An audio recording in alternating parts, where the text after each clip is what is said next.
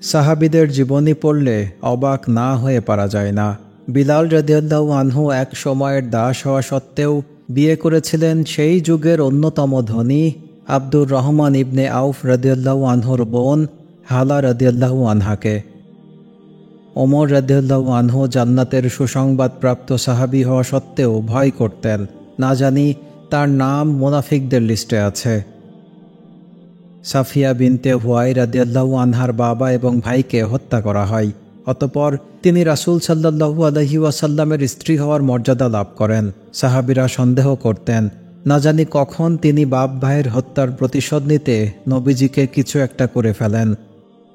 বিয়ের পর আয়েশা রাদিয়াল্লাহু তাআলা আনহা একটানা দীর্ঘদিন ভালো খাবার খেতে পারেননি, কিন্তু তার কাছে যখন সম্পদ আসা শুরু হলো তিনি সেগুলোকে দান করে দিতেন কয়েক ঘন্টার মধ্যেই। মানুষের সুবিধার জন্য ওসমান রাদিয়াল্লাহু আনহু নিজের অর্থ দিয়ে রুমার কূপ কিনেছিলেন যাতে মানুষ পানি খেতে পারে, অথচ ইন্তেকালের আগে পানি চাইলে তাকে পানি দেওয়া হয়নি, পানির রাস্তা বন্ধ করা হয়। স্ত্রীর সাথে রাগারাগি করে আলী রাদিয়াল্লাহু আনহু ঘর থেকে চলে যান মসজিদে, সেখানে গিয়ে ঘুমিয়ে পড়েন। অথচ সেই স্ত্রী ইন্তেকাল করলে তিনি এতটাই আবেগাপ্লুত হয়ে পড়েন, স্ত্রীর কবরে দাঁড়িয়ে কবিতা আবৃত্তি করতেন আর কাঁদতে থাকতেন।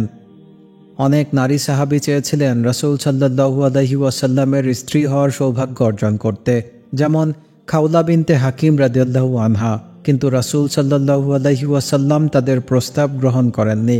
অন্যদিকে রাসূল সাল্লাল্লাহু আলাইহি ওয়াসাল্লাম প্রস্তাব দেন উম্মে হানি রাদিয়াল্লাহু আনহাকে। উম্মে হানি তা গ্রহণ করেননি, যদিও তার প্রস্তাব গ্রহণ না করার কারণকে নবীজি সাল্লাল্লাহু আলাইহি ওয়াসাল্লাম অ্যাপ্রিশিয়েট করেছিলেন।